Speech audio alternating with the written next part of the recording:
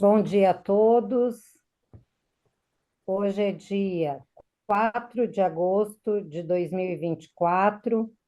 Eu sou a Andréia Pellens, professora do ensino fundamental, voluntária pesquisadora da ARAC, e estarei mediando este debate.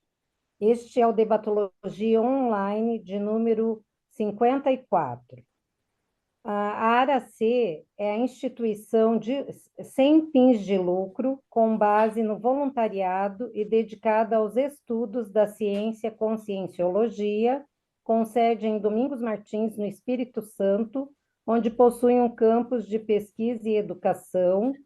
Quem quiser, né, ter mais informação da nossa instituição, pode acessar no www.arac.org. E é a Aracê que está promovendo a atividade de hoje. Esse nosso Debatologia Online, ele será apresentado pelo pesquisador Fabrício Mussi e trará o tema Sutilezas da reciclagem pessoal, autoconflitividade. Antes de passar a palavra para o Fabrício, eu gostaria de fazer alguns combinados aqui com os participantes. Se você permanece aqui, entendemos que autoriza e consente a coleta, o tratamento e o uso dos seus dados de acordo com a Lei Geral de Proteção de Dados, LGPD. Para aqueles participantes que consentem serem gravados, poderão abrir o microfone para fazer as suas perguntas e deixando-o fechado enquanto não está participando. Solicitamos que as perguntas sejam feitas de modo sucinto e objetivo para que mais participantes possam também contribuir com a pesquisa do Fabrício. O texto será disponibilizado no chat e nós solicitamos que as perguntas tenham base no texto, né, trazido aí pelo pesquisador. Para tanto, sugerimos a leitura prévia. O debate tem o intuito de contribuir com o pesquisador para que ele possa eximir dúvidas e ampliar a sua pesquisa. O Fabrício, ele é magistrado, voluntário da Juriscons. Passo a palavra para você, Fabrício, fazer suas considerações iniciais, compartilhando conosco aí o porquê desse seu tema de pesquisa. Olá, Andréia, obrigado. Bom dia a todos os presentes. Obrigado pela participação nesse evento. Esse tema de pesquisa é um tema que, de algum modo, acho que permeia a todos nós dentro da conscienciologia, que são as reciclagens, né? Afinal de contas, para que nós possamos evoluir, ir do ponto A ao ponto B, nós temos que passar por algumas mudanças. Então, eu acessei a Conscienciologia lá em 2013, numa palestra. Aquilo era uma época que eu pesquisava alguns aspectos da minha profissão, principalmente aspectos inconscientes, e o paradigma consciencial acabou por expandir o horizonte da minha pesquisa, né? Aí participei de curso na ARAC, o Autoconscientização Multidimensional, que é o curso de entrada, o Autoconscientização Assistencial, e no meio do caminho encontrei o Paradireito, acabei me tornando voluntário da Juriscons, e a síntese daquilo que eu tinha pesquisado eu deixei num verbete chamado Magistratura, que eu defendi em 2017. Foi a mesma época que eu trabalhava como juiz de vara civil, eu estava tentando entender, abrir uma oportunidade para eu trabalhar na área da infância e da juventude, e eu deixa eu trocar de áreas para ver se eu faço algumas coisas aqui diferentes, porque para botar em prática o que eu tenho visto aqui e fomentar minhas reciclagens aqui do que eu vejo que hoje está me pegando para trás. Nesse mesmo tempo, assim, em paralelo com essa mudança, eu fiz uma formação em justiça restaurativa. que, para quem não conhece, assim, só para fazer uma breve contextualização, o nosso sistema de justiça ele é baseado num paradigma retributivo, baseado em culpa e punição, né? Enquanto a justiça restaurativa ela visa ampliar o horizonte para facilitar a assunção de responsabilidades e permitir a recomposição do equilíbrio, compartilhando essa decisão entre todos os atingidos pela situação, né? É uma outra forma, mais difícil de colocar em prática, evidentemente, porque pressupõe a autorresponsabilização, ao passo que o nosso sistema de justiça hoje ele é baseado na punição e na terceirização da responsabilização, o que acaba convidando as pessoas a não assumirem as suas responsabilidades a fim de evitar justamente as consequências. Dito isso, com essa interação e tudo isso que estava acontecendo, eu fui ser juiz da infância e da juventude, permaneci durante 7 anos nessa função e agora, há pouco, eu acabei voltando para a vara civil. E aí, o que aconteceu ao voltar para a vara civil? Eu comecei a me dar conta que alguns aspectos que eu tinha na minha manifestação lá atrás, em 2017, que eu não percebia mais, que eu achava de estou abafando, estou zerado, começaram a pular de volta e aflorar. Aí eu digo, opa, o que está pegando aqui e qual é essa sutileza? O que eu deixei de lado? Então, isso é uma coisa recente, tem 60, 90 dias. Quando eu aceitei o convite para participar do Debatologia, eu tinha outra coisa em mente, né? Então, esse paper aqui foi feito agora, nesses últimos dias, pelo que eu percebi. Isso não está muito estruturado ainda em pesquisa. Eu acabei elaborando esse paper e entregando antes do início do Congresso Internacional da Conscienciologia, agora há pouco. E durante o Congresso eu ainda me deparei com 2 situações que convergem para isso, foi uma apresentação de um epicentrismo em debate pela pesquisadora Yara Suassuna, que fala justamente das sutilezas recinológicas, e eu me deparei com um livro da voluntária Luimara Schmidt, falando sobre Ressexis, que se chama Mutatis Mutandis, que também é um livro fantástico ali, eu não consegui estudar ele todo nesse período aqui dessa semana, mas que amplia o horizonte e traz essa situação para o foco. O que potencializa e o que atravanca a ressexis. Então, acho que esse é o objetivo aqui que eu quis trazer. Será que simples mudanças diárias funcionam? E para que elas servem também? Então, é isso que eu gostaria de debater com vocês. Agradeço imensamente, desde logo, todas as contribuições que vocês puderem passar, inclusive as perguntas instigantes, porque essas me fazem pensar. Obrigado, gente. Estou à disposição. É isso aí, Fabrício. Eu penso que o importante é isso, né? Estar aberto aí para se manter pesquisador, porque mesmo que você tivesse já considerado aprofundado o teu trabalho, ele fecharia um ciclo para iniciar outro, né? Então, a conscienciologia é isso, é reciclagem dia a dia, né? E poder, assim, aperfeiçoar aí os nossos trafores e podendo abrir mão dos trafares, né? E assim, dentro do teu texto, você coloca essa mudança aí de atuação diária no trabalho, mas assim, eu considero que independente da área que você estivesse, ela ressalta bastante conflitos, né? Então, como que você, para iniciar aqui, eu já vou fazer a primeira pergunta, como que você se blinda ou se prepara para conviver nesse ambiente conflituoso sem assim ser tão atingido, ou quando você é atingido, qual é o teu processo, né, de desassim? Muito bem, né? Então, como é que eu vou dizer? O ambiente do judiciário sobre o operador do direito, você pode imaginar um trator de esteira passando em cima de uma cristaleira. Não.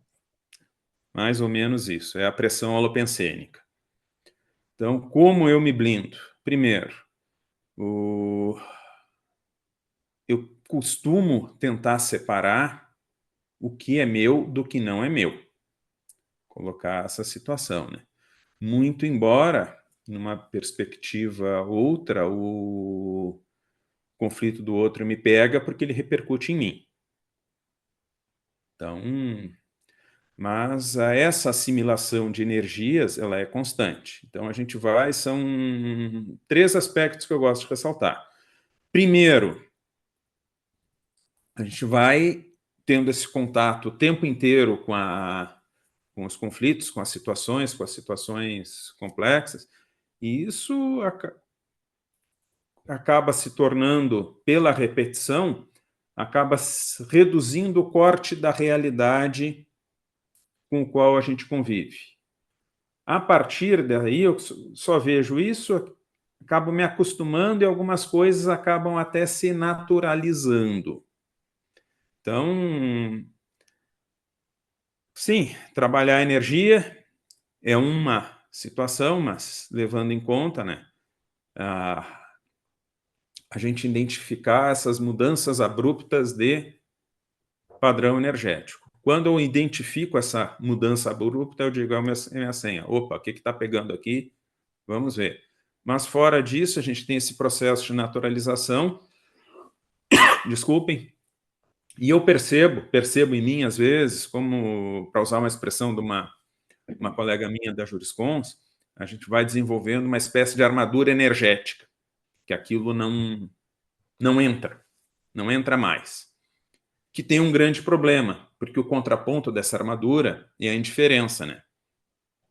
E aí, com a indiferença, eu começo a não perceber, que é o olhado dessa naturalização. Então, o meu desafio nisso aqui é perceber, não me deixar abater e entender que isso é do outro, né? É aquela velha história, né? Se o caminho para a desperticidade passa por assimilar, entender e não deixar isso te atingir. Então, eu tenho trabalhado com isso. Nem sempre eu consigo. Uma das coisas que aconteceu comigo aqui nessa mudança, eu digo, não estou dando mais conta disso.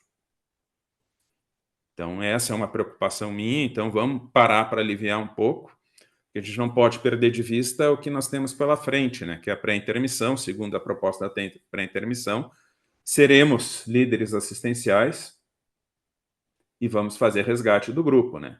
Mas para fazer resgate do grupo, nós vamos ter que dar conta da pressão do local, senão, espero que é isso, não sei se não tem a fórmula mágica. Não, é isso Tem. mesmo, Fabrício, é isso mesmo. Eu penso que o dia a dia vai nos oportunizando, né, se utilizar das ferramentas aí que a Conscienciologia tem disponível. Passo a palavra para o Orlando fazer a sua pergunta. Mais uma vez aí, bom dia. Fabrício, eu li seu paper, bastante interessante. Eu teria muitas perguntas, mas senão toma muito tempo e temos outras pessoas para fazer. A minha pergunta é o seguinte: quando a gente vai, eu já participei aí uns anos atrás do corpo de jurado, que eu caí todo dia eu era sorteado. Por fim, eu já não aguentava mais. Eu pedi o promotor na época que me liberasse, porque é um cansaço, além do cansaço, você tem que prestar atenção, a energia de tribunal é muito pesada. A minha pergunta é: como é que é você, como juiz, se o processo de adoecimento dos colegas aí de trabalho, não só de juiz, mas todo o corpo aí dos servidores, porque a gente percebe, eu até conversei com uma amiga minha que é do tribunal, ela aposentou, falei assim, como você, quando vai enfrentar o tribunal, você trabalhando, ela me disse assim, a gente também sente a mesma coisa que vocês, como é que se estivesse carregando uma culpa. Como é que é isso aí? Eu sei que é muito pesado, você que é juiz aí, tem que trabalhar muita energia, porque as pessoas devem jogar muito pesado aí, não só o réu, como os envolvidos no processo. É isso aí. Não vou estender muito, não. Obrigado. Interessante, Orlando. Vamos pensar, né? Primeiro, legal, acho interessante. A experiência de jurado eu recomendo para qualquer um. Apesar de eu estar lá fazendo o julgamento técnico, mas eu acho que é uma chance que a pessoa tem de ver e sentir essa função que ainda faz parte, com todo o grau de responsabilidade, com toda a pressão, né? E interessante, assim, trazer para mim. Eu fico curioso, assim. Hoje eu pergunto, por que se eu não fosse juiz, se eu fosse jurado, por que eu fui chamado para cá? O que eu tenho a ver com isso, né? Mas indo para cima. Vamos pensar em adoecimento no local de trabalho ou na profissão. Isso é algo holossomático. Então, eu tenho problemas do soma, que vão desde da postura, privação de sono, estresse, falta de atividade e tudo que a gente pode pensar na questão somática.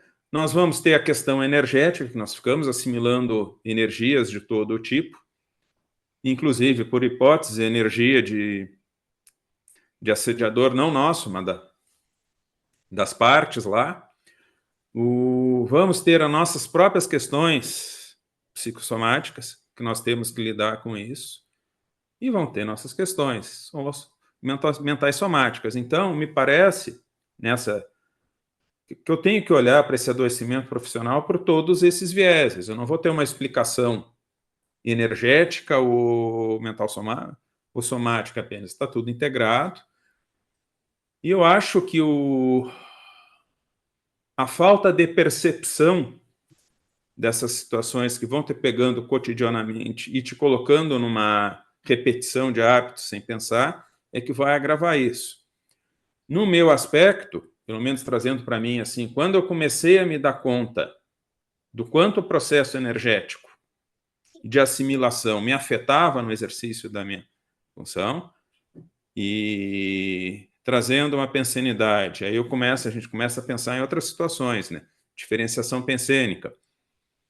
O que é meu, o que não é meu, abre porta para isso. Mas voltando aqui para a sua pergunta, o quanto eu tenho de assimilação, e eu estou num ambiente, o que eu faço? Ou eu saio desse ambiente, se eu posso, ou eu vou para outra função, se eu posso, ou se eu quero, ou eu trabalho ali para lidar e conviver com essa situação. É interessante pensar nisso, as suas hipóteses. Agora, qual é a melhor solução? Cada um vai dizer em função daquilo que ele quer desenvolver, daquilo que ele banca e dá conta. Ou até que ponto também a questão somática importa ou não importa para a consciência. Para mim, a questão somática, holossomática, importa muito, porque sem ela, eu perco o resto. Perco as possibilidades de reciclagem, perco as possibilidades de atuação. Acho que dá para pensar por isso, Orlando. Não sei se eu respondi o que você queria, ou se te ajudou. Beleza, obrigado.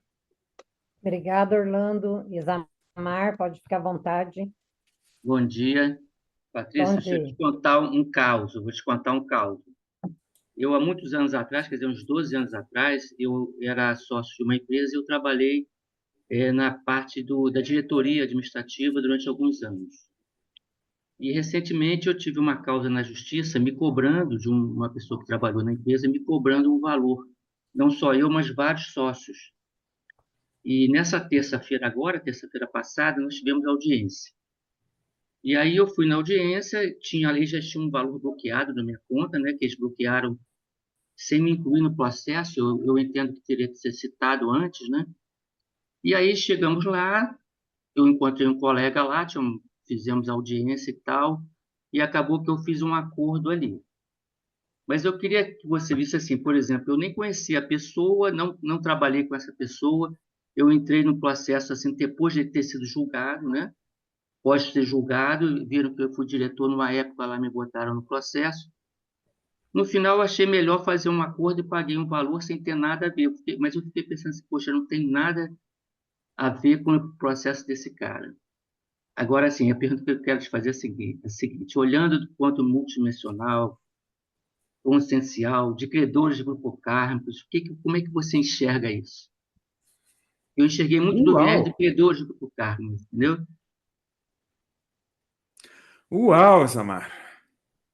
Quem sou eu na fila do pão para te dar uma resposta dessa? Não, não, só para dar uma palhinha, né? Porque eu vejo Bom, assim, Fabrício, olha o que eu vejo. O juiz, toda vez que ele está diante de um caso, aquelas pessoas que estão ali devem ter a ver com o grupo dele, né? Você pensa assim ou não? Com o grupo karma é, dele. veja, alguma coisa. Então, eu não vou entrar aqui no aspecto jurídico, que eu não conheço. Então, Ah, não teria como dar pitaco sem saber o que aconteceu ali, seria leviano da minha parte. E o aspecto multidimensional, meu grau de lucidez é parecido, mínimo. Então, não teria como trazer para a tua casuística. Agora, trazendo para você, o que será que eu tenho a ver? E às vezes não é, eu te diria, não só essa pessoa em particular, mas qual é o grupo que tu representa, qual é o grupo que ele representa e o que aconteceu ali. Não sei, você tem que olhar e pensar. Trouxe para ti, por algum motivo. Trouxe para ti. Nem sempre isso vai ter uma explicação, ou se tiver uma explicação, a gente vai conseguir chegar nela. Mas foi chamado, resolver-se fazer um acordo, é uma questão sua, faz parte da vida transigir, abrir mão de alguma coisa e, aliás, se eu for pensar o próprio processo de reciclagem, eu estou abrindo mão de alguma coisa que eu estou consolidado em mim para buscar alguma coisa diferente que eu quero, que às vezes é incompatível de se manter os dois. É possível que ele esteja, de algum modo, relacionado contigo, com teus sócios? É, como também não é, não teria como afirmar. Agora, eu, enquanto juiz, quando olho essas coisas, às vezes me pergunto, porque o que está acontecendo? Pode ser um processo, vamos expandir para, sei lá, essas empresas gigantes que são impessoalizadas. Pode ser alguma coisa com os donos da empresa? Pode. Pode ser uma coisa exclusivamente egocármica do sujeito pela qual ele tem que passar? Pode. Porque a gente pode fazer essa seguinte dicotomia, né? E aí entra em algumas coisas que a gente pesquisa lá dentro já debateu dentro da jurisprudência, né? Eu até posso ter esse direito, mas convém que eu o exerça. O que eu ganho com isso? O que eu perco com isso? O que isso vai proporcionar para a minha vida? Então, tu passasse por um processo, pelo que tu está me narrando aqui, né? Eu estou vendo o processo pelo recorte que tu me trouxesse. O que eu tenho a ver com esse processo? Às vezes é perguntar, o que eu extraio disso? Ah, convém obrigar até o fim? Não sei. Aí a gente pode entrar em outras lá, técnica da amparabilidade parajurídica, pensar em algumas coisas, o que eu quero fazer, por que eu quero fazer, é bom para todo mundo. Aí abre um milhão. Agora, para mim, pode ser tanto uma demanda egocármica do sujeito, como uma situação grupocármica. Nós costumamos, às vezes, olhar para essas questões grupocármicas, mas com aquele, pelo menos, costumamos. Deixa eu trazer para mim. Tá? Eu costumo ainda olhar para essas questões grupocármicas, a primeira leitura, porque ela é muito intrafisicalizada, ela é um contra o outro. Aí a gente pensa assim, esses dois, essa relação. Mas isso, às vezes, não é bem isso. E pode não ter nada ali também, questões grupocármicas. Pode ser só uma oportunidade de aprendizado do que está pedindo, do que está sendo demandado e daquele que vai julgar. Cada um que tire a melhor experiência aí é. da situação. Eu vejo Não assim, sei se eu... não, achei que foi legal, porque eu acho que o juiz ele tem uma situação assim, dramática, vamos dizer assim, né? Porque eu acho que ele sempre está envolvido com o processo das pessoas, né, de alguma forma. O grupo kármico que eu estou falando, vendo pelo viés da Conscienciologia, né?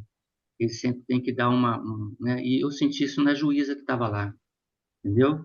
Eu senti que ela lendo o troço, ela ficou meio assim, ela entendeu? Então eu senti esse um drama nela, assim. de conduzir o negócio. Então, acho que, nesse caso, achei que todo mundo estava envolvido ali com algum processo do Cocarme. Mas, Fabrício, obrigado aí pela resposta. Obrigada, Isamar.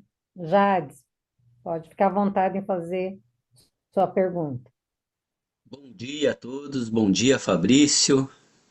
Bom dia, Jades. Então, assim, a questão que a pergunta eu gostaria de fazer assim, se tratando ali daquele tema que você traz, novas lentes, né? Eu acho que se trata de novo paradigma, né?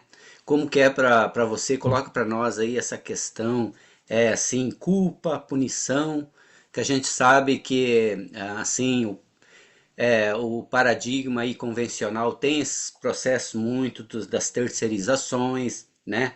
Mecanismos de fuga, é, ganhos secundários, né? Acho que fugir muito do processo. Então, como que é para você já até essa mudança de paradigma, né? E quer dizer, era mais fácil assim no paradigma anterior e como é que é o paradigma novo, tendo esse novo olhar aí para essas questões. Aí amplia para nós, já você já vem trazendo um pouco disso, né? Então, vamos lá, vamos falar de lentes então, Jades. Obrigado aí pela pergunta. O direito, ele é uma técnica de convivência. Tem até uma pensata do Valdo que ele fala que o direito serve para frear os instintos humanos. Então, ele é técnica de convivência. Agora, ele é uma técnica que reduz. Por quê? Eu começo a selecionar aquilo que interessa e vou reduzindo o que eu tenho que olhar. Isso tem vantagens e desvantagens. Qual é a vantagem? Se eu reduzir o número de variáveis que eu tenho que observar, eu consigo tomar uma decisão mais rápida. Eu consigo olhar, é isso, então é isso. Se A é igual a B, então B deve ser igual a C. Ponto. Quando eu troco a lente, começo a ampliar e a expandir, e aí vem essa interação, assim, esse movimento de adotar outros paradigmas, tanto dentro do ponto de vista, vamos dizer assim, não conscienciológico, que é o paradigma da justiça restaurativa, que começou a entrar e começou a alterar em mim, quanto do ponto de vista conscienciológico, eu vou começar a aumentar o número de variáveis nas quais eu posso observar. Quando eu aumento o número de variáveis a serem observadas, eu tenho outro movimento. Eu posso ter uma compreensão maior da realidade, até onde eu consigo e tenho lucidez para chegar. Ao mesmo tempo, às vezes isso aí vai me tomar mais tempo para analisar e vai me tornar mais difícil lidar com todas essas variáveis. Então, veja, tem todas essas situações. Para o nosso momento de SOCIM, lidar com muitas variáveis, e aí que envolvam os jogos de poder, acaba se tornando um problema, porque cada caso vai ter a sua sutileza e eu vou começar vou perder aquilo que a gente chama de padronização, ou previsibilidade, que para o direito, enquanto técnica de convivência, é muito importante. Então é isso. Trazendo isso para a punição, nós temos uma construção cultural de punição. Em algum momento, nós começamos... Uma coisa é a seguinte, ela tem um fator, a punição ela tem um fator de dissuasão, de evitar. Olha, não pegue a minha maçã, senão eu te dou uma porrada. Por exemplo. Isso funcionou lá atrás, quando nós tínhamos grupos pequenos. Mas a coisa evoluiu de um jeito que essa ideia ela é muito enraigada na nossa evolução, principalmente ocidental. Então, eu tenho duas maneiras de tratar a situação. Nós tivemos um problema, como é que eu faço para restaurar o equilíbrio desse problema? Não. Ou então eu trago uma punição, e aqui toda a construção filosófica que nós temos em cima disso é que passou a ser o crime passa a ser o ilícito, um atentado contra a autoridade do rei ou do Estado, que nós estamos hoje aqui externalizando. Objetivamente, aí nós temos que pensar para frente, de que serve uma punição? Então, aí eu vou fazer aquela checagem da intencionalidade. Quando eu tomo uma decisão, qual é a minha intenção ao tomar essa decisão? Então, a gente é treinado, é formatado numa faculdade, está imerso numa mesologia, está imerso num holopensene e cresce e se desenvolve o seu raciocínio e atua conforme as regras daquele sistema que você está. Aí, de repente, você começa a perceber que aquele sistema tem furo. E aí é que a gente começa a pensar em situações.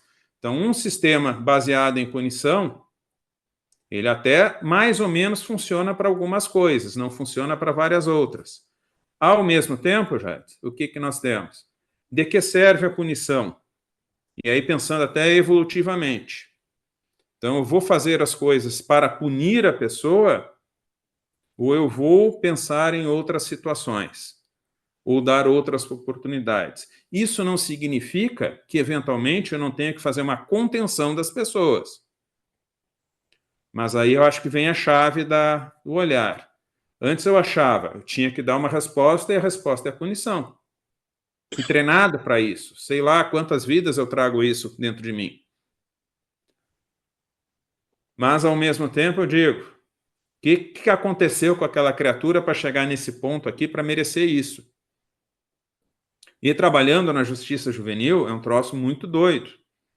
Porque tu pega um adolescente que teve a vida toda os direitos violados, e aí tu joga dentro do sistema de restrição de liberdade para aprender a não violar mais o direito dos outros, e ele vai sair de lá e vai continuar tendo os direitos violados. Quer dizer, tentar mexer essa lógica na consciência para que parta uma mudança de dentro da consciência, porque, no fundo, tudo o que nós queremos é oportunizar mudanças. Agora, oportunizar mudanças com uma lógica de punição, e aqui eu venho na intenção, porque a intenção da punição vai gerar um pensene de punição. E o que isso reverbera no holopensene? Aí vem aquela pergunta, você ajuda a manter um holopensene punitivo e reforça esse holopensene, ou você procura olhar a coisa de outro jeito? Essa foi a grande mudança que eu percebi no exercício da magistratura. E isso me tranquiliza para quando me tranquilizava, quando eu tinha que fazer a contenção de alguém, eu digo, queridão, você vai ser contido. Porque solto você vai continuar causando mais mal e se enredando. Agora, você vai ser contido porque precisa ser contido para aprender, para levar, para... Ainda, o efeito pode parecer o mesmo, olhando de fora, mas eu acho que a intencionalidade da nossa ação vai muda tudo. Multidimensionalmente, quais são as consequências disso? Eu ainda não consegui captar tudo. Algumas mudanças, alguns efeitos, quando a gente não tem essa lucidez multidimensional, olhar os efeitos que elas causam ao redor ajudam para entender o que está acontecendo. Alguma coisa eu percebo de mudança, com essa mudança de mentalidade, com as pessoas que eu atingi. Agora, de um modo geral, a ideia é essa. É assim que eu vejo enquanto operador do direito. Uhum. Eu Não venho sei se te também. ajudei. Sim, sim. Ajuda porque essas reflexões elas vêm reverberando bastante nessas mudanças, né, que são exatas e humanas, né? Então as coisas, o Paradinho ele está aprendendo esse lado mais, né? A questão humana, né? Do que esse processo. É claro, a exatas no sentido de alavancar as humanas, né? Buscando esse equilíbrio, né? Mas é bacana, legal. Obrigado aí, Fabrício. Obrigada, Jades. Lia, fique à vontade aí em fazer sua pergunta ou contribuição. Bom dia, então. Fabrício, parabéns. Eu sou suspeita aí para falar, mas eu acompanho esses anos todos as tuas mudanças. E eu queria falar um pouco sobre reciclagens. e na linha até do que o Jades colocou sobre mudança de paradigma. Então, eu, como terceira aí, eu observo o quanto houve mudanças desde o conhecimento da conscienciologia, né? Então, eu queria que você abordasse sobre dois aspectos, sobre o que é que trouxe para você o paradigma consciencial e a TENEPS, dentro até do que o Orlando colocou anteriormente sobre doenças, sobre as crises que a gente passa nesse ambiente tão conflitivo, né? Então, eu gostaria que você abordasse essas duas questões aí, e parabéns. Então, agora, obrigado, Lia, minha amparadora intrafísica. O que traz de mudança? Então, vamos lá. TENEPS e o que a Conscienciologia trouxe de mudança na mudança nessa transição paradigmática. Bom, a Conscienciologia ampliou, para mim, as variáveis em análise. Aquilo que eu olhava dentro de um processo inconsciente, eu comecei a trazer outras análises e comecei a perceber as interações energéticas e o quanto isso, por assimilação, acabava influenciando o meu comportamento. Também comecei a ver nessas circunstâncias, né? E aí, alguns traços, aí comecei a olhar para alguns traços sobre o viés conscienciológico, traço de controle, traço de justiceiro, traço de querer dizer o que os outros, autoritarismo, colocar a decisão, um pouco de rigidez. E comecei a colocar em prática algumas coisas assim para poder superar essa situação. Então, a conscienciologia, nessa perspectiva, eu tenho uma evolução, que é serexológica, que é multiexistencial. Então, aqui é só um processo. Eu, como passei pelo Espiritismo, essa questão de serialidade existencial veio tranquilo para mim. Então, é um processo, eu estou aqui e acabei escolhendo essa profissão, que eu gosto muito. O que eu tenho aqui dentro agora, que com essa profissão eu posso aprender sobre mim, posso mudar e melhorar coisas em mim e posso, inclusive, ajudar as outras pessoas com isso. Acho que essa virada aqui foi a maior. Que é uma outra ideia que eu trazia desde sempre, né? Quando eu assumi, Fabrício, você não está lá para criar problemas, você está lá mais problemas, você está lá para ajudar a resolver os problemas que existem.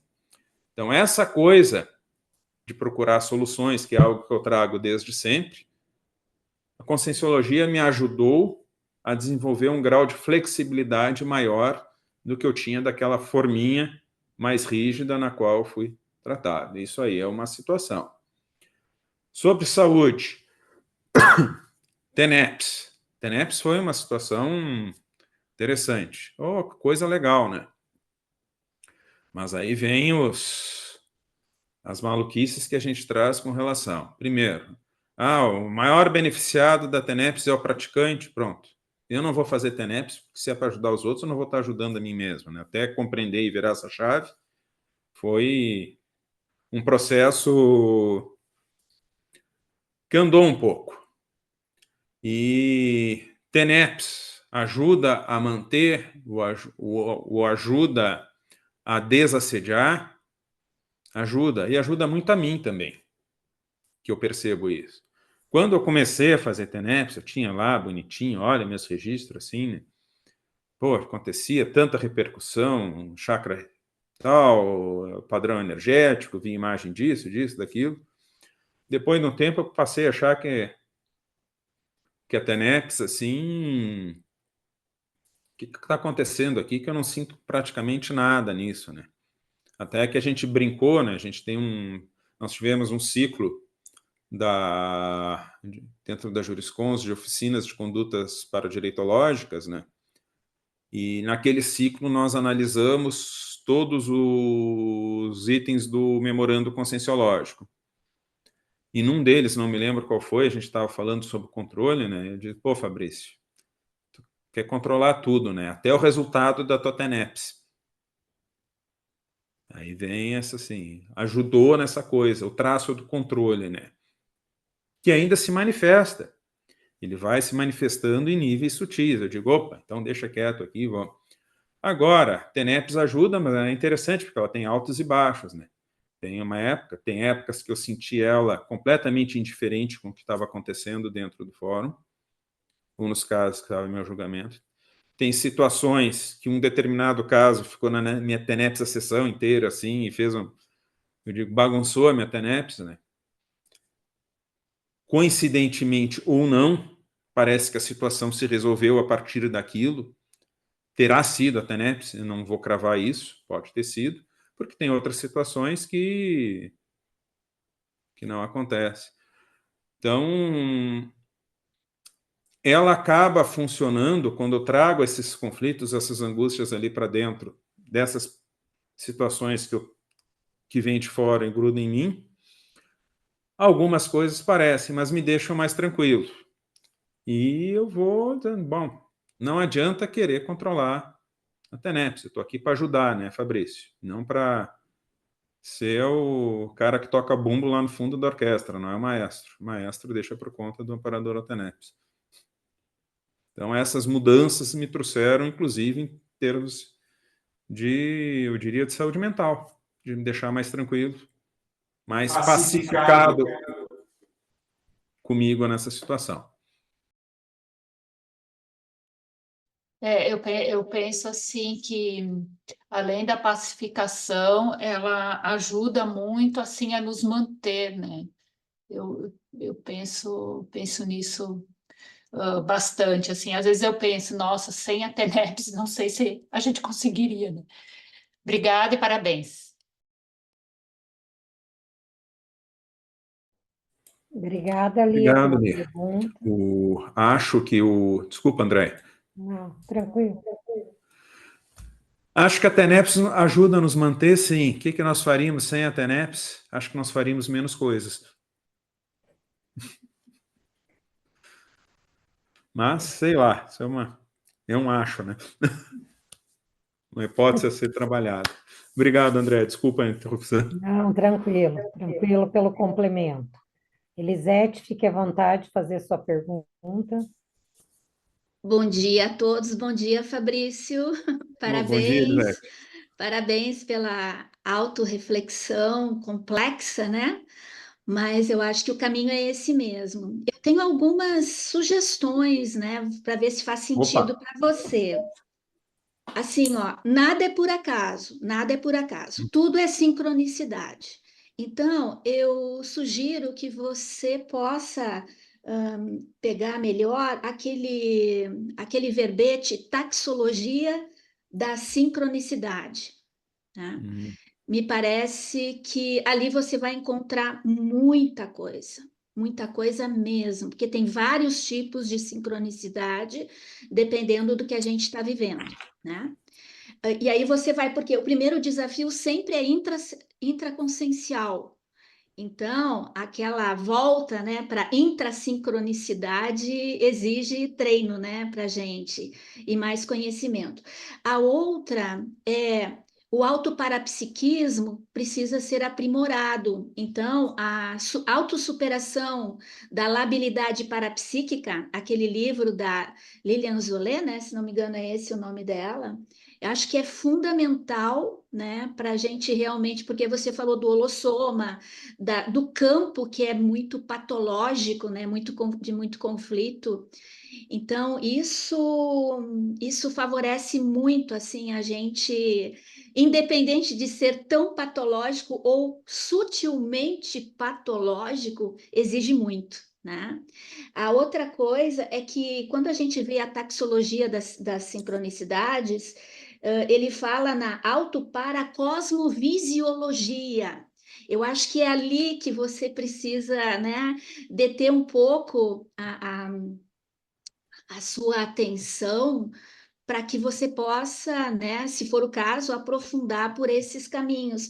E uma outra coisa que eu vi também ali, eu li o seu verbete, magistratura, quando eu vi que você tinha feito, e veio uma verpom, né? Eu vou trazer para você, porque a verpom é para você, não é para mim. Automagistratura, né? Não sei o que você vai fazer com isso, mas como veio para o campo, né? E na realidade, né, eu diria, é o desafio de todos nós, porque tudo que está na nossa frente está na nossa mente. E agora, o que que a gente vai fazer com isso? Eu espero ter contribuído, né, e te desejo muito mental soma, porque esse é o caminho, né? Esse é o caminho. Não, interessante, obrigado, Elisete. Eu não conhecia esse verbete da taxologia da sincronicidade. Aliás, não conheço a maioria dos 6.600 e tantos verbetes da enciclopédia. Mas vou dar uma olhada, obrigado pela contribuição. A questão do parapsiquismo é fundamental, eu tenho ela comigo, e muito mais que a questão da assimilação, né? Porque do que eu já mapeei do meu parapsiquismo, ele tem um viés não vou dizer que ele seja o parapsiquismo intelectual, mas eu tenho uma manifestação muito para captação de ideia. A ideia cai, eu digo, mas de onde é que veio esse troço? De onde é que veio essa ideia? De onde é que vem? Para onde é que vem para mim, né? E isso acontece. E tem uma outra faceta que eu já mapeei, às vezes, eu olho para a situação, eu leio, eu digo, mas está faltando uma pecinha. Cadê essa pecinha que está faltando? A minha hipótese é a informação parapsíquica. Está faltando esse dado aqui. Como é que eu integro esse dado? E aí vem aqueles problemas, né, eu fico... Se eu não estou entendendo, eu fico... E aí tu tem que dar uma decisão, e nem sempre tem que tomar uma decisão sem entender todo o contexto. E isso, calma, mas esse desenvolvimento está aqui, né? Estou remando com ele, mas é a reciclagem uma das que tem que fazer. E a automagistratura é interessante, remete ao que a gente trabalha no Para-Direito, a questão do autolegislador, né? Então, ao mesmo tempo que eu crio a minha autolegislação, eu vou fazer meus auto-julgamentos. Mas tá joia, Elisete. Muito obrigado aí pela contribuição. Obrigada, Elisete. Aride, fique à vontade de fazer sua participação. Bom dia, Fabrício. Parabéns aí pela tua autoexposição, muito bacana. E eu imagino para quem tem o poder da caneta, né, e das decisões e ainda controle de tudo isso, não deve ser muito fácil. Eu achei bem interessante essa parte, eu vou pelo mesmo viés que pegou o Jades e depois a Lia também falou, dessas novas lentes, dessa nova perspectiva de vida, essa mudança ou essa ressignificação, reeducação do pensene. Então, eu gostaria que dentro de tudo isso, como você conseguiu, né, ou está conseguindo sair daquela intolerância, impaciência que você diz aí das dificuldades, para chegar hoje nesse novo olhar, nesse novo viés, nessas decisões que você precisa tomar de vida, que você vai tomar decisões de vida para outras pessoas, né? Então, é uma responsabilidade muito grande, envolve realmente ter, né, parapsiquismo, e eu gostaria que você falasse dentro disto sobre a pensenidade, como funciona a pensenidade justa, íntegra e reta, dentro de tudo isso. Uau! Isso dá um curso, Aride. Aride, obrigado. Uau! Pensene. Pensene foi um dos grandes conceitos, uma das grandes ideias que a Conscienciologia trouxe. Porque daí, essa foi a grande mudança de chave. Então, eu sou responsável pelos meus pensenes. Eu acho que isso aqui é como é que eu vou dizer? É o pulo do gato em relação a muitas outras coisas ali. É a mudança.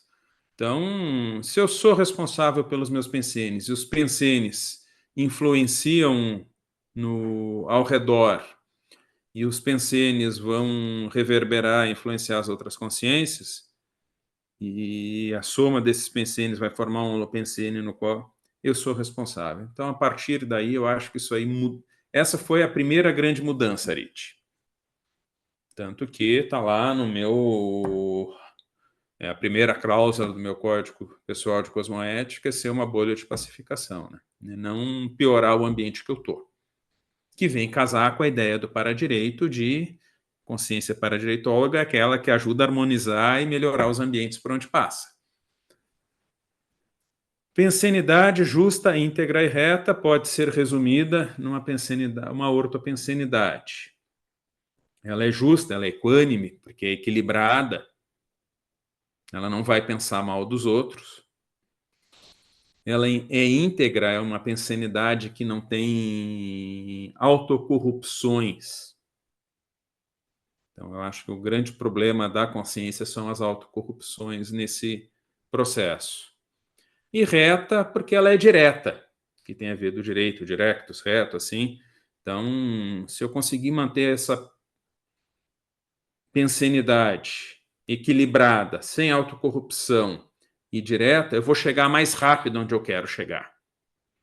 Porque essa vai ser uma pensenidade que vai se alinhar e vai se aproximar mais no fluxo do cosmos.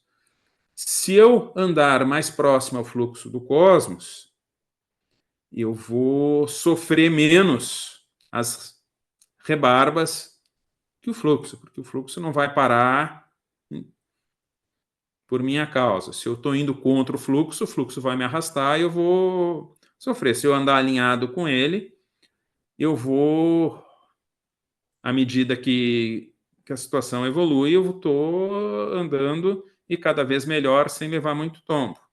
Tanto que uma das pensatas sobre o paradireito é a maior liberdade da consciência e a submissão ao paradireito, ao fluxo. E aí vai passar a sofrer menos as ingerências do determinismo. Mas isso é uma decisão da consciência. Então, como manter essa pensenidade? Eu acho que o primeiro passo é se dar conta dos seus pensenes. Eu acho que essa mudança, essa intolerância que vem, isso aí foi uma sacada que eu tive nas minhas férias, né? Eu estava preocupado assim, poxa, Fabrício, você não reciclou esse troço ainda? Tá lá assim, e fiquei aquilo, poxa, mas me dei conta disso. Eu acho que dar-se conta da sua pensenidade, do que está te pegando, o que ajudou para mim a me dar conta? Eu estava no Holopensene, onde tinha essa manifestação, saí para trabalhar outras coisas. Em determinado momento achei que estava abafando, mais adiante já não estava dando mais conta, deixa eu voltar aqui para respirar e ver o que está acontecendo, e aquilo que eu achei que eu tinha resolvido voltou, né? Eu digo, mas aí eu já me dei conta, assim, foi meio que... Caraca, Fabrício, mas... como é que tu vai ajudar as pessoas se tu julga a demanda assistencial das pessoas como uma demanda que não vale a pena? Ou como uma demanda banal, ou pueril, ou... Talvez você já tenha superado isso, talvez ele não, né? Talvez ele precise passar por essa. Como eu disse ali antes, conversando com o Isamar, há direitos que convém não ser exercidos.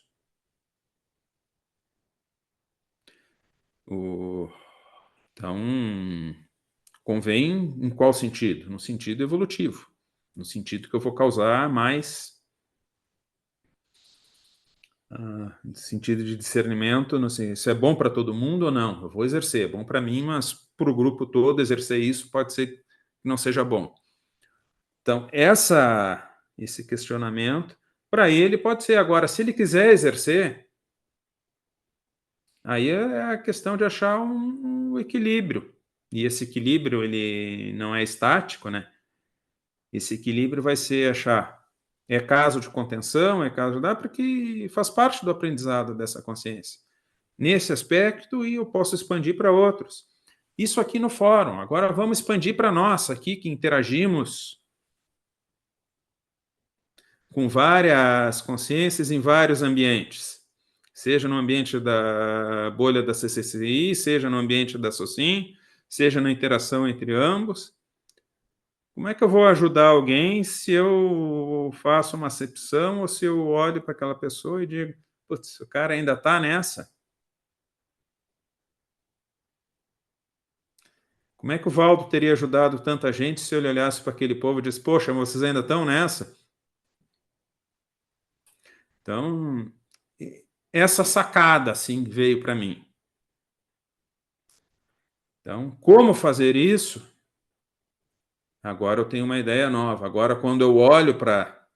Porque isso é coisa recente, Arid, eu estou botando em prática, esse aqui é o meu desafio. Como é que eu vou desenvolver essa questão da assistencialidade se eu julgo a demanda do outro como não relevante? Claro, tem um limite aí a ser desenvolvido e um limite a eu encontrar para não virar um acompliciamento anticosmoético. Isso é algo que tem que trabalhar ainda. Mas também tem que achar o equilíbrio, porque se eu ficar isolado numa ponta, esticando a corda e o grupo todo puxando a corda por outro lado, daqui a pouco a corda arrebenta, eu fico sozinho no meu canto, o grupo vai para lá e eu também não consigo ajudar esse grupo aí de novo. Então, são coisas ainda que eu estou tentando equilibrar e sistematizar. E aí entra aquela questão da justa medida, né? Que se a gente for ver ali a verbete medida justa, o intensio recta, para a gente ver as questões da pensenidade. Agora me deu um branco na memória, que vergonha do outro verbete lá que a gente usa nos cursos da Juriscons, mas já volta na memória. Mas qual é a medida justa ou a justa medida? É aquele exato ponto entre o estupro evolutivo e a omissão deficitária. Como é que tu calcula aquele exato ponto? Ah, bom, sei lá, né? Isso ainda eu tenho que aprender muito para chegar, né? Então, eu acho que é isso. Eu acho que a saída é dar-se conta das situações e olhar para si qual é a minha pensenidade nisso. E, a partir daí, eu vou olhar quais são os efeitos da minha pensenidade nesse processo todo. E isso aí ajuda, e aí eu posso olhar no tanto vista egocármico como grupocármico, ou isso aqui atrapalha e ajuda a enterrar mais ainda. Então, parece complexo e mas também são muitas variáveis para levar em conta. Eu ainda estou elaborando isso aqui. Mas é isso, espero que tenha contribuído, assim, esclarecido mais e não te deixar ainda tão cheio de dúvida quanto eu estou ainda. Não, pelo contrário, eu achei muito bacana essa tua explanação e realmente, como diz o Fabrício, os 3 verbetes estão inscritos, são bem interessantes para quem quer, né, a ler os verbetes para compreender um pouco o que o Fabrício está falando.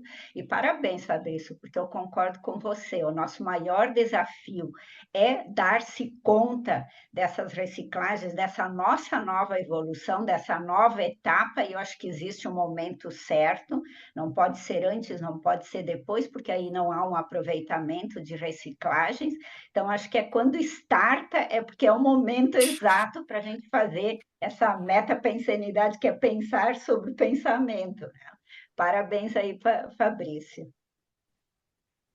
Obrigada, Arid. Mônica, fica à vontade. Eu estava aqui formulando a minha pergunta e, na sequência, os colegas foram perguntando da mesma linha. Então, vamos lá, eu vou aproveitar as suas respostas, né, para que a gente possa debater um pouquinho sobre o assunto. Que eu vejo assim, né, na parte do direito, todo mundo quer uma solução, todo mundo se acha, né, precisa de uma resposta, ou o magistrado com a sua resposta técnica, as partes por achar que ela tem sempre razão, os advogados pegando a sua tese, e no final somos todos consciências, né, em evolução. E aí, qual é o nosso papel em relação a isso? nessa profissão que a gente abraça, que a gente gosta, que a gente está lá para fazer a justiça, né, ou não, digamos assim. E o que eu ia te perguntar, Fabrícia, em cima até do que a Arit falou da autopensinidade, né, sobre essa questão que a Elisete trouxe do parapsiquismo, porque eu acho que é algo muito interessante, que você mesmo falou. Às vezes vem uma informação que eu tenho, que não sei nem de onde tem que aplicar. É o autoparapsiquismo ali atuando. Aí eu reforço uma coisa com você, que você falou a respeito de, poxa, caí nisso aqui de novo, ou de repente esse tipo de caso caiu de novo na minha vara, sorteio ou não, porque a gente sabe que tem sorteio. Por quê? Aí tem a questão da espiral evolutiva. Eu acho que você poderia rever, né, essa aula do MD, que foi muito bom, atrás desses... Eu nem sei se tem verbete, a Elisete até pode ajudar. Se tem alguma coisa em relação à espiral evolutiva, porque toda hora a gente cai naquilo que a gente realmente precisa melhorar. E dali que a gente vai tirando esses aprendizados mesmo. Tem vezes que é melhor, às vezes é vergonhoso, às vezes, poxa, de novo caí nessa. Mas aí, o que eu queria te perguntar é a questão se você consegue, dentro dessa sua atuação, perceber que a sua, mesmo sendo técnica a sua decisão, ela tem um olhar em relação ao respeito evolutivo do outro. Porque às vezes a gente está entendendo o problema, mas o outro ainda vai precisar passar por aquilo, né? E aí aquela nossa decisão, né, a resposta técnica, ela precisa ser técnica mesmo. Porque a gente já compreendeu o problema, só que ele não é nosso. A gente tem parte dele, mas não é nosso. É do outro. Então, como deve ser difícil também para você ter toda essa parapercepção, todo esse olhar, mas sabendo que aquela consciência ainda precisa passar por um grau de evolução. Então, é isso, essas questões que eu trouxe para você pensar sobre a espiral evolutiva, seu parapsiquismo e essa decisão técnica em relação à evolução do outro. O que você pode me dizer sobre isso? Até porque, ó, só um minutinho, eu vi que você colocou que o conflito ainda está muito com você, que você não fez reciclagem extraconsciencial, que mascarou a Sarrecim. Eu acho que você está um pouquinho enganada. Eu acho que você já deu um avanço aí pelas suas falas, tá? Bom, não, eu falei de reciclagem extraconsciencial para diferenciar da Ressexis. A Ressexis, quanto mudança conforme movimento e alinhado a novos valores pelo paradigma da conscienciologia, mudança existencial, então isso é um processo, e diferenciar também na técnica da Ressexis, que está lá nas técnicas de viver, mas ao mesmo tempo é um conjunto de outras técnicas, que não basta a gente mapear o problema, a gente tem que pensar o que vai fazer depois que mapear com isso, onde é que eu quero chegar e como eu vou chegar. A técnica dentro do direito, ela ajuda. Ela ajuda de várias formas. Eu vejo dois aspectos. Primeiro, se eu dou uma decisão técnica,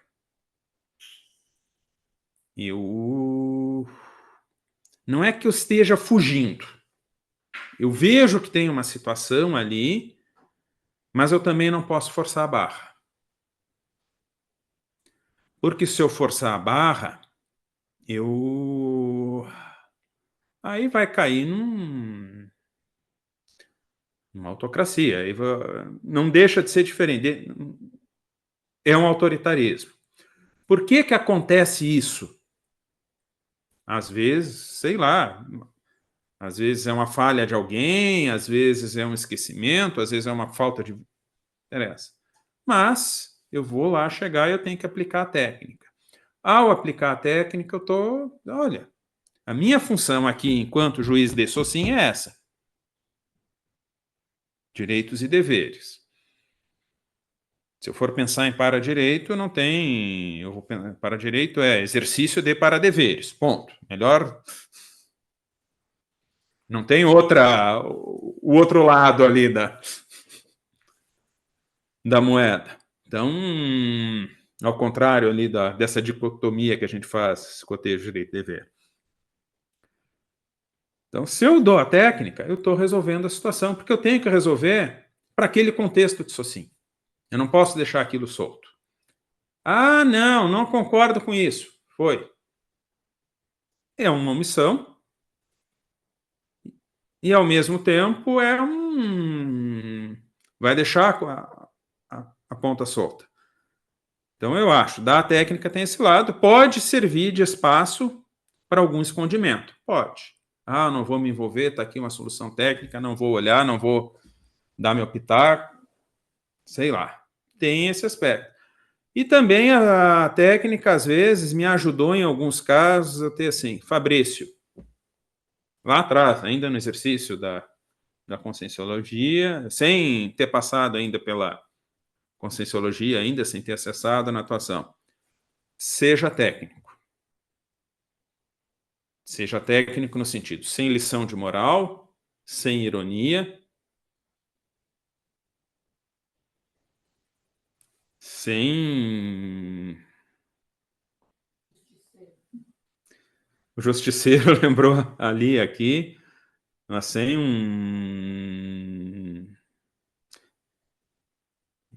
um prazer mental somático de ter feito a solução, aquilo que só serve para mim, não resolve o problema de todo mundo.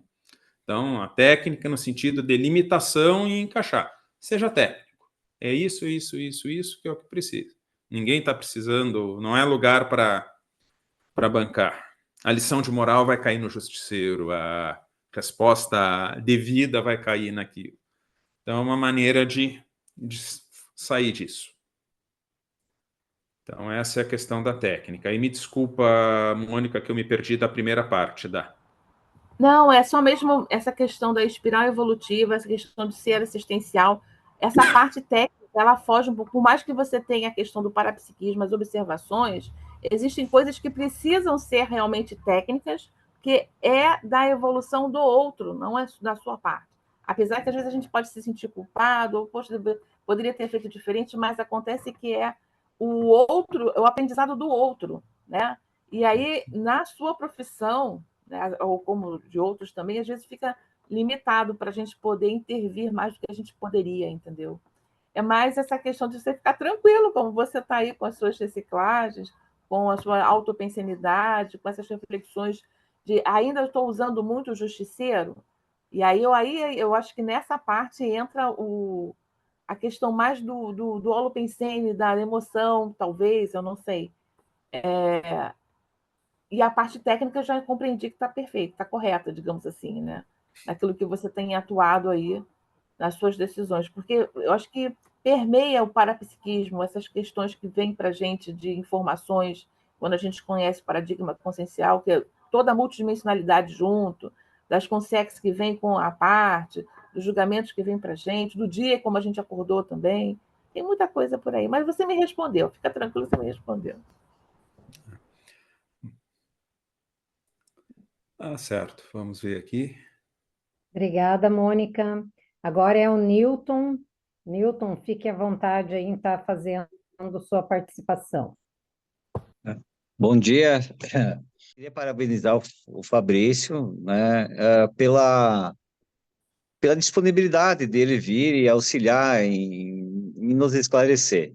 E como a temática envolve, eu vou contar uma casuística, né, que falando em lei de causa e efeito, olha bem, lei de causa e efeito.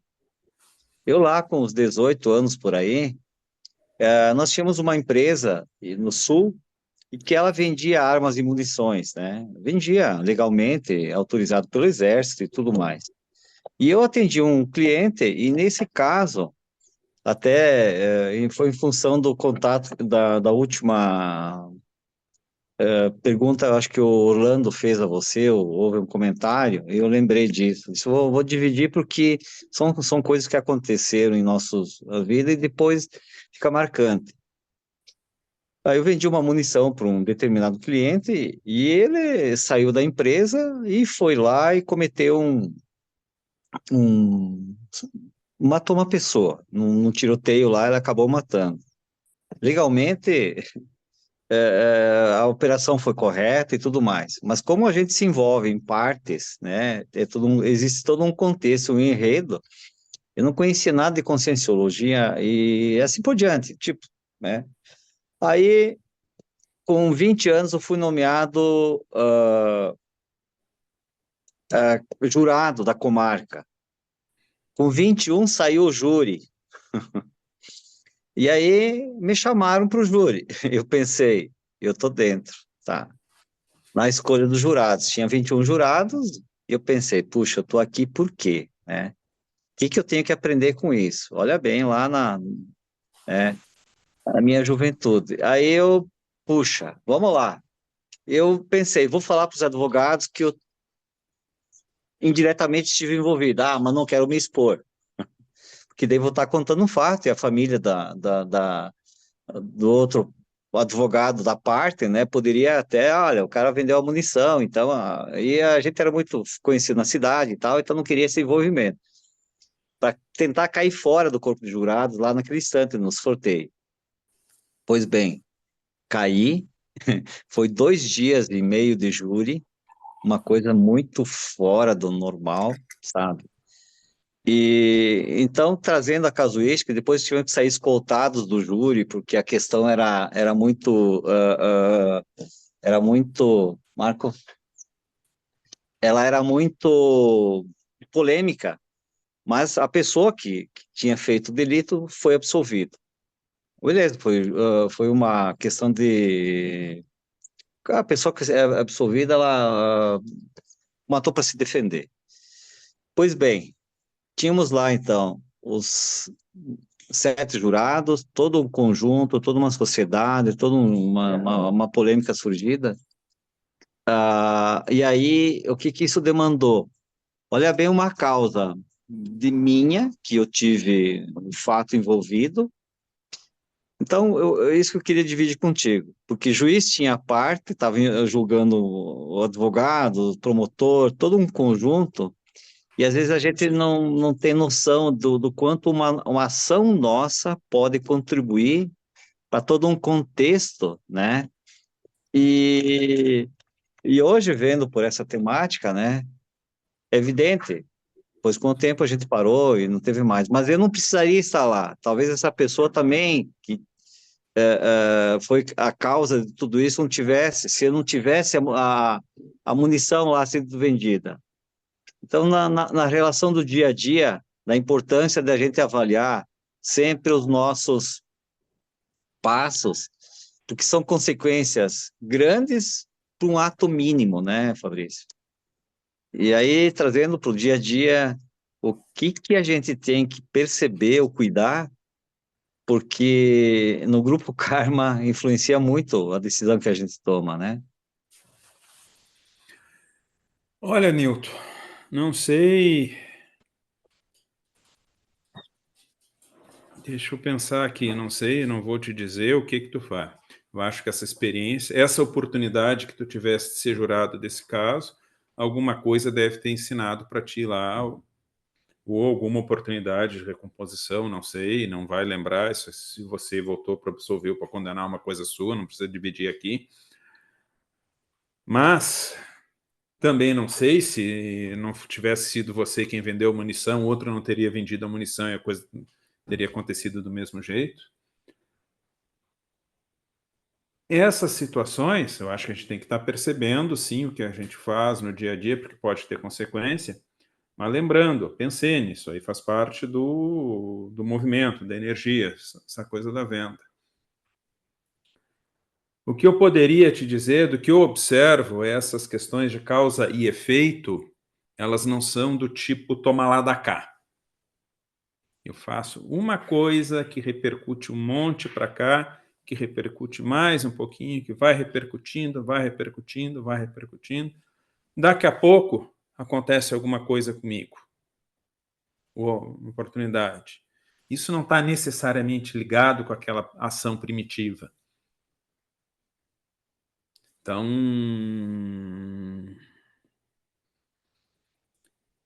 a prevenção da causa e efeito é a gente começar a refletir sobre a nossa pensanidade, até porque a proposta é se tornar a causa dos efeitos que deseja causar, que aconteçam. Então é isso. Vendi uma munição que foi usada numa situação de homicídio no qual o cara foi isentado de responsabilidade porque estava se defendendo. O que veio para eu julgar como jurado? O que tudo isso aconteceu? que eu tiro desse episódio na época, hoje, e o que aconteceu depois. Acho que isso aí tem que trazer para nós, isso é uma coisa muito personalíssima. Eu não tenho como te ir muito além disso. Não, eu concordo contigo, são situações, mas o que fica para o momento hoje, né, digamos para mim, até para dividir com o grupo, é que às vezes uma pequena situação acaba te envolvendo, né? Então, do amplo cuidado, naquele momento, evidente que hoje a gente tem mais preparo para saber disso, mas da importância da gente cuidar os nossos atos, as nossas envolvimentos, né? Às vezes uma ação, uma situação ou outra, a gente dá um passo à frente, a gente arrisca e que tem que tomar muito mais cuidado, né? Portanto, para mim ficou isso, né? Cada passo tem que ser muito mais medido, do que antigamente, que a gente fazia as coisas mesmo sem avaliar a consequência dos nossos fatos, né? Dos nossos atos. Mas agradeço muito, Fabrício, só por uma questão importante de seus esclarecimentos aí para todo o grupo. Obrigado. Obrigado. Obrigada, Newton. Quero só registrar aqui que a gente aí tem uns minutinhos ainda, então vai ser a pergunta do Isamar, da Márcia e a minha, daí a gente encerra, tá? E se encaminha para o final da atividade. Isamar, pode ficar à vontade em fazer a sua Rápido. participação. Ali no texto do seu, Fabrício, você fala que quando voltou a Varacípero, teve um processo, uma atividade que você fez que parece que tirou um módulo que você tinha, um módulo da infância e juventude, né, e colocou como se não fosse mais utilizado ele. Aí o que eu queria questionar contigo é o seguinte: será que aquele aprendizado todo que tu teve na vara lá, da infância e juventude, não trouxe algum aprendizado para você aplicar na vara civil? O que você viu que foi retirado do modo, que essa sensação de se ter retirado toda uma, né, como se tivesse retirado uma maneira de raciocinar, alguma coisa nesse sentido? Não, isso aí é só dividir uma percepção energética, assim, até para trazer a coisa. Será que tem uma... Porque eu estava lá, eu estava funcionando, eu me lembro que eu trabalhei até às 17h30 da segunda-feira. Encerrei a audiência às 17h30, fui fazer para a despedida lá do pessoal do cartório e tudo mais. Aí, nessa segunda-feira, um trabalho energético aqui que eu fiz recebendo um arco voltaico, assim, aquela coisa que parecia que estava... Mexe daqui, mexe dali, tira isso aqui, põe isso aqui. Parecia um ajuste na minha cabeça, assim. Foi uma percepção que eu tive. O que aconteceu? Eu anotei aqui, tem algumas hipóteses para trabalhar, né? Tipo, desconectar algum tipo de amparo, não sei, estou vendo. Tanto que a impressão que eu tive, assim, de gente indo embora, alguma coisa. E terça de manhã, quando eu me acordo, assim, que eu me levanto, que eu entro na minha casa, assim, parece que eu estou num vácuo. Eu digo, cadê? O que aconteceu aqui? Onde é que estava tudo aquilo, né? Eu acho que alguns aprendizados ficaram. Eu acho que a gente tem de algum modo, mas isso aí, para mim, marcou a mudança de Holopensene e do jeito de funcionar. Hoje, eu ainda estou com dificuldade para me readaptar no sistema de funcionar. Talvez porque eu tenha feito muita mudança e aquilo que eu sabia fazer, desaprendi a fazer o que eu sabia fazer antes. Mas eu olhando para as questões da infância, não sei, eu estou lá, a impressão que eu tive você, Fabrício, você teve um aporte para lidar com isso. Agora nós vamos dar isso aqui para outra pessoa. É só dividir isso aí, porque tem essas mudanças de Holopensene. Agora, alguma coisa ficou vincada, sim, vamos lá, mas é um Porque reaprendizado. o que eu vejo assim, pode ter tido uma mudança do público-alvo ali, e aí mudou realmente essa conexão com o público-alvo, né? Você vai ir atuar com outro público. Mas bacana, obrigado, Fabrício. Deixa eu só anotar aqui que isso aí, essa situação me intriga ainda. Obrigada, Isamar. Márcia, fique à vontade em fazer as suas contribuições. Desculpa, gente. Só para não perder a ideia aqui, senão depois... Isso é Eu que importante, agradeço. Fabrício. Debatologia é para isso, para dar sequência nas pesquisas. Tá bom, obrigado. Obrigado, Isamar. Gratidão Oi, aí, Márcia. Fabrício, por compartilhar com a gente. Estou aprendendo muita coisa diferente. É bem legal de olhar diferente para as mesmas coisas que a gente está acostumado a ver. Está ampliando a visão.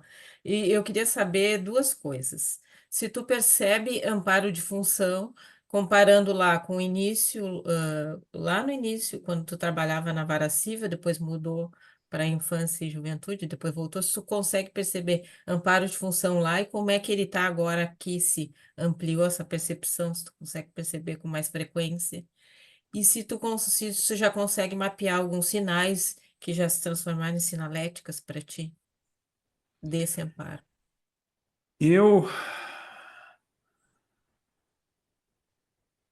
A percepção de estar amparado eu já tive. No início, no início da atuação na infância, eu percebi o amparo. Estava lá. Os primeiros 2 anos, uma espécie de ajuda, de aporte Mas eu tenho uma sinalética que eu mapeei de presença de consciex, que ao mesmo tempo também eu tenho uma outra hipótese que eu levantei numa outra dinâmica lá, que alguém falou isso aqui, a sinalética de outra coisa, assim, uma flutuação do campo. E eu digo, será que eu estou só com o campo flutuando e não tem? Mas está flutuando por quê também? Então deixa... Então eu tenho essa situação. Então eu tenho essa percepção e às vezes a sensação que está... de algum modo, ou acoplado, mas eu tinha no início da mudança, que foi uma mudança muito grande de holopensene também, eu sentia que eu estava amparado, era uma situação diferente. Depois eu parei de perceber, eu não tenho uma sinalética específica, assim, é o amparo. Eu sei que às vezes, eu digo, opa, tem alguma coisa aqui, então olha para ver o que é.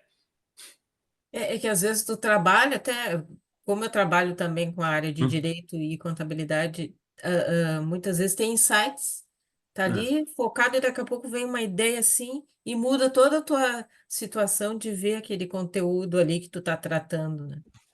Não, ideia pula toda hora. É. Tá? Assim, Já é alguma coisa, então já é bom de observar isso, entendeu?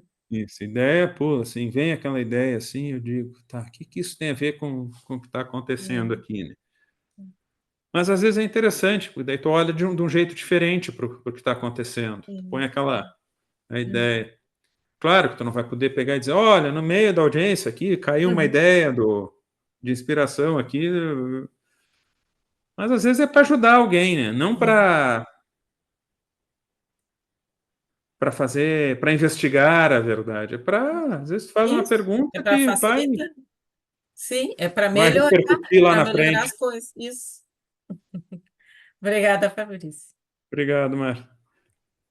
Obrigada, Márcia. Fabrício, eu queria trazer 2 aspectos aqui para a gente pensar, para ver, né, as suas percepções.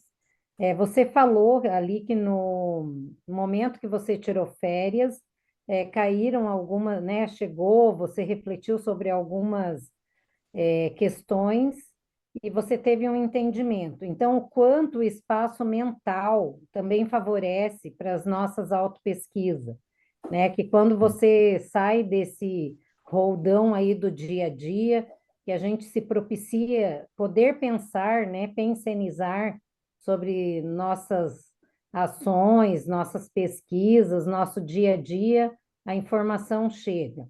Um aspecto é esse. O outro aspecto, você traz no teu texto, a tua frustração, enquanto estava na vara da infância e adolescência, sobre as questões ali que você atuou com a justiça restaurativa e nem sempre funcionou, né? Então, atuar com o paradigma consciencial, eu penso que é mais complexo ainda, porque a gente ainda vive num planeta hospital, tentando aí ser mini peça para uma transformação num planeta escola. Então, que você pudesse abordar um pouco sobre esses dois aspectos. Não, ela é difícil, sim, Andréia, aqueles 2 episódios ali da justiça restaurativa, mas elas me permitiram me dar conta que quem queria era eu. Então, eu queria fazer um tipo de assistência contra a vontade dos assistidos, ou até revisando depois aqui, essa semana, um pouco algumas anotações de oficina, né?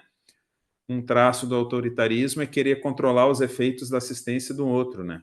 Ou julgar que a tua assistência não vai ser de nenhuma valia para o outro. Então, até que ponto é essa situação? Então, essas dificuldades, sim, envolvem o quê? Eu estou lá querendo fazer uma coisa e... Não, peraí, o que você está querendo fazer comigo é muito avançado.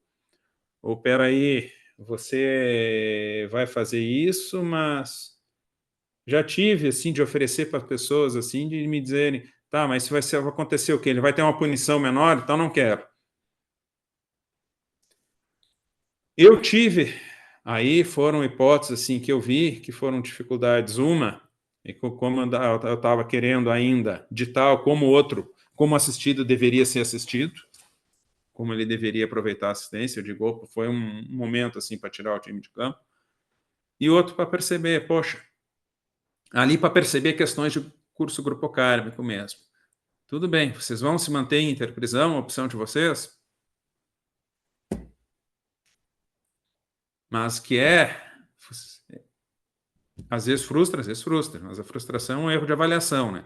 Então, que cria uma expectativa demasiada. Então, agora, conhecer a Conscienciologia, coisa legal, tudo bem. Quer dizer, ela faz uma primeira limpeza, mas ela é a transição para um paradigma consciencial, um trabalho contínuo, difícil, tem que abrir mão de muita ideia, e eu vou lidar com alguém que está com um paradigma completamente diferente. Qual é a dificuldade disso? Não, acho que não é questão de frustração. Eu acho que a ideia, Andréia, é eu entender que eu vou lidar com alguém que vê o mundo de forma diferente. E o meu desafio aqui não é mudá-lo para que ele veja o mundo da mesma forma que eu, convertê-lo à Conscienciologia. Acho que o desafio aqui é eu encontrar uma linguagem comum pela qual eu consiga dialogar com ele e a gente ocupar o mesmo planeta que nós estamos vivendo hoje. E o outro aspecto, né? Não adianta eu ter um discurso nas galáxias e uma prática baratrosférica. Então, eu tenho que ter essa autocoerência aí entre o que eu estou fazendo e o que eu estou deixando de fazer. Então, mas a frustração é por ver, olha, não quis. Por que não quis? Porque o processo é dele. Bom, então vamos respeitar o processo dele. Seria respeitar o limite do assistido. E sobre o espaço mental aí, você poderia deixar alguma contribuição? Eu acho que o espaço mental tem tudo a ver, eu acho que a tua observação é muito pertinente. E levou, inclusive, uma das minhas hipóteses. Se as trocas regulares de mesologia e holopensene não seriam úteis para virem ideias novas e para checar o que se fez de reciclagem ou não. Porque, ao mesmo tempo, eu posso fazer uma mudança de mesologia e holopensene pensando numa Ressex como um ato de execução da Ressex, uma coisa bem técnica, planejada. Eu vou passar por essa experiência para chegar nesse lugar. Outra coisa é fazer uma mudança aí externa mesmo, extraconsciencial, e isso vinha... Agora, essas mudanças, eu acho que elas te oportunizam começar a ver alguns pontos cegos. Então, acho que talvez olhar para isso, assim, não desprezar esse tipo de experiência enquanto fonte de aprendizado. Férias é bom, porque daí é uma mudança programada lá de holopensene, assim. Aí alivia um pouco a pressão, né? Ok, obrigada, Fabrício. Chegamos aí no final do nosso tempo proposto para a atividade. Então, eu peço que você faça as suas considerações finais. Então, caros colegas, eu agradeço aqui a presença, a audiência de vocês, a disponibilidade para debater esse assunto comigo. Agradeço aqui as intervenções. Tirei algumas ideias boas para seguir pesquisando aqui, alguma coisa que eu não tinha me dado conta. Então, eu acho que esse assunto da reciclagem é algo a ser levado em conta. A gente não evolui sem fazer mudança, sem fazer recim, porque a evolução, para mim, é uma mudança de pensenidade, é uma depuração de pensenidade.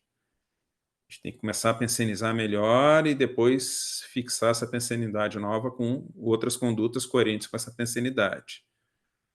Então, daí eu vejo isso aqui, eu acho que a conscienciologia ajuda essa mudança, ela tem uma proposta, né, que a gente pode utilizar, ampliando algumas variáveis. E, na minha experiência aqui, o que me ajudou, assim, onde eu fui encontrar aquilo que casou e me deu essa visão foi dentro do Paradireito. E aí eu vou aproveitar para fazer um jabá aqui e convidar a todos para a Semana da Paradireitologia, que começa na próxima sexta-feira. Nós começamos a semana com uma palestra gratuita, vai ser transmitida pelo YouTube, do professor Félix Wong, sobre paciologia, e aí nós vamos discutir as interações durante a semana, interações entre direito e paz, até porque nós precisamos de autopacificação para poder evoluir. Então, fica aqui o meu convite a todos vocês. Obrigado, venham participar da semana, assistam a nossa palestra, teremos atividades abertas e fechadas. Tem algumas atividades da semana que são dentro da programação do CAEC, e isso tudo está disponível no site da Juriscons, o www.juriscons.org, e eu vou botar aqui os links depois no chat, assim, fica um convite estendido a todos. Muito obrigado pela oportunidade do debate e obrigado pela oportunidade da divulgação, André. Obrigada, Fabrício. Nós que agradecemos aí você ter aceito o convite e já reafirmamos esse convite. Quando a sua pesquisa estiver ampliada, volte aqui compartilhar conosco. Tá joia? Muito obrigada. Gostaria de registrar as pontuações da atividade de hoje: 23 participantes e 27 perguntas ou contribuições. E também quero fazer aqui a divulgação das nossas próximas atividades. Nós temos o passeio bioenergético, que acontece no campus Aracê. Ele está programado para o dia 10/8. Maiores informações pode ser acessado pelo WhatsApp 27 99997 3120. Outra divulgação que a gente quer compartilhar com vocês é a Semana de Serenologia, que acontece a 11ª Semana de Serenologia, o 12º Fórum de Serenologia e o 14º Encontro de Serenautas, que está com a chamada de trabalhos aberta, que pode ser enviado a sua pesquisa e o seu trabalho até o dia 30/8, né? Então, estamos no mês 8, aí temos alguns dias, e esse encaminhamento pode ser feito para o fórum@arac.org.